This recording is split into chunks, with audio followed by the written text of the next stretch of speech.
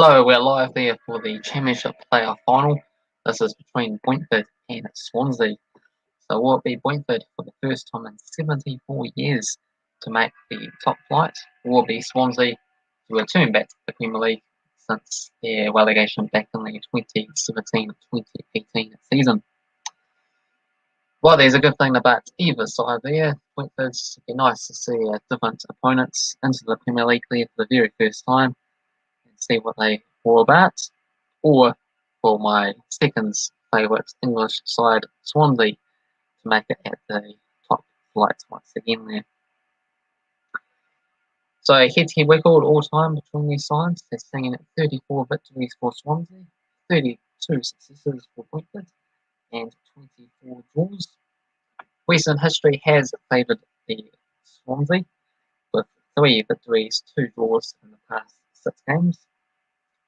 The odds on this heavily favours Brentford though, so a few things to take into consideration here. Got $1.83 for Brentford, $3.25 for the draw, and $4.50 if you want to go for Swansea. And this is in within the 90 minutes. If it's still, of course, go the extra time, go to penalties if need be. The 2 games that they played for the regular season both ended up being 1-1 draws. So Brentford at home, they scored first with Tony getting the goal before Io equalised in the second half. Swansea had more of the opportunities, 13-7 shots and 5-1 on target.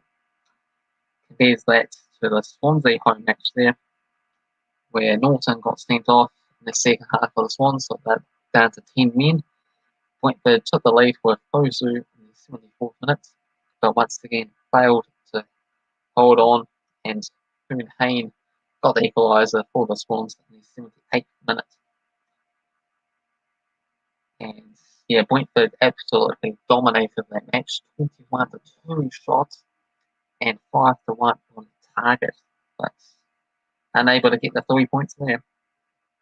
And that was the only team, Brentford, for the whole season that they had the lead both times and ended up dropping points. So dropped 4 points out of the possible 6 was the most. So they've been, for the most part, really good at holding on to leads once they're able to claim them. Second consecutive season, the teams that played in the playoffs, with Brentford pulling through with a 3-2 on aggregate in the semi-finals last time round.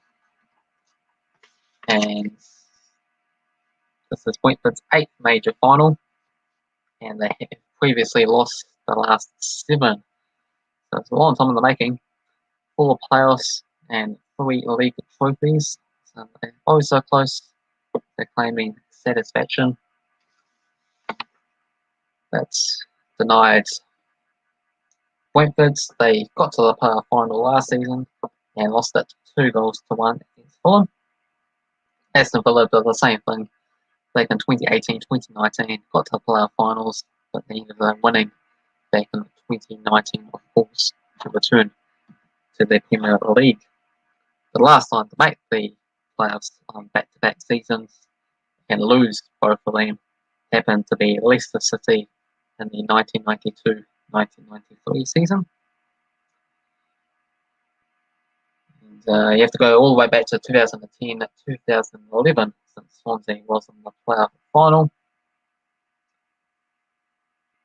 because from 2011 to 2018 they were in the Premier League. They're doing quite well, mid-table side for a number of seasons before eventually going down. And since then, I think they have been reasonable playoff contenders since the relegation there, so maybe it is their time to go up. But both sides have proven in the last couple of seasons they have been consistent enough. They have been winning a number of games, so who will get the ultimate opportunity to prove themselves? Well, that's the difficult decision we have to make there. Am I going to go with my Swansea team? And you sort of have to take into consideration the odds there that they have realistic 1-in-4 opportunity to win the game. Both games this season have been draws, so it could ultimately see a repeat of that and go to extra time and only kicks, that sort of turns into a bit of a lottery. There'll be 12,000 fans in attendance, which is quite different compared to the rest of the season, where we had empty stadiums all the way through. 5,000 supporters from each club after the recent lockdown restrictions have eased, basically coming into effect right at the end of the season, and the final couple of rounds for the Premier League. Not quite sure of what's the case for the Championship, but all these playoff final matches really handy and Wembley there when lots of stuff is on the line with $140 million or $160 million promotion going to the winner there.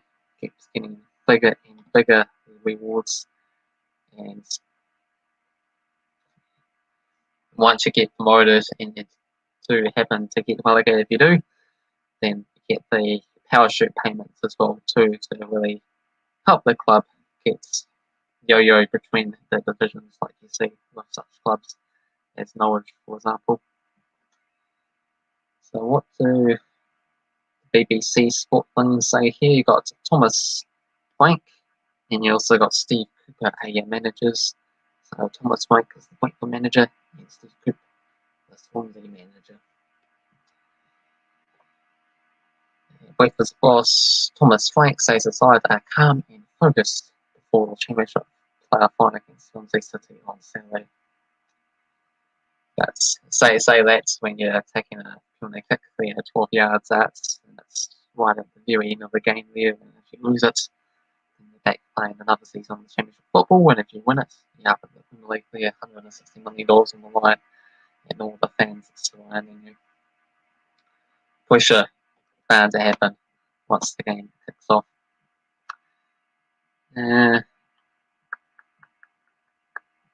Would mean everything according to Cooper there. After they reached the final after a 2-1 aggregate win against Barnsley. Barnsley would have been also an interesting team if they made the final, because they have really exceeded expectations from the Championship. I thought they might have been a contender of being relegated, but they made the playoffs and they nearly somehow imagine them in the Premier League. They've never been there before. Also, I'm not even sure if they've ever been to the top flight before that Premier League existence as well.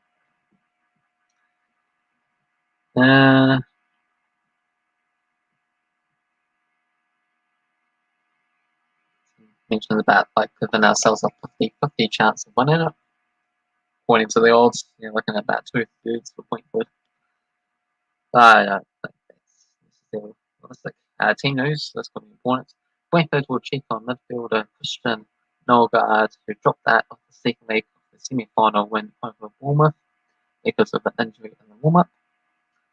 Left back Rico Henry with a hamstring, and midfielder Josh Da Silva, two of the 9 survivors from the 11 which started against Fulham last year, are both out. So bad news from there. Swansea will be out without forward Wayne Bartlett, who sustained a knee injury during the second leg of the semi-final win over Barnsley. As the 36-year-old may not be fit to play again until December, and his contract expires when Swansea's season is over, Bartlett may have played his last game for the club. Yeah, so a couple of midfielders out of action there for Brentford, but compared to a striker there for Swansea, that's more of a bigger blow, you can say. But he is getting old, so how much can you really expect from him anyway? But it looks like you're getting pretty decent odds there for Swansea. And, maybe it could be a situation like Exeter City, they can get into the League 2 final there, but just unable to get over their hurdle, get over the nerves, the pressure really keeps them marking on expectations. You've been here before, can you get over the line? Compared to Swansea, that mindset issues like some of these players that have been there, done it before, or just the club culture. But yeah, know how to turn up at very high pressure moments and to capitalise and get the winning results. So that's why I'm sort of backing towards Swansea for this match here. So feel free to let me know what you think down in the comment section below. Could go either way, of course. So I'm going to go for Swansea to win it 2-1 in extra time. So feel free to let me know what you think. Hopefully you enjoyed this video there. And feel free to let me know which club you support. It'd be interesting to see Brentford to make it for the first time 74 years since they've been in the top flight. Well, Swansea, my second favourite club after Chelsea there. Can they make it back for the first time in a few seasons? Cheers.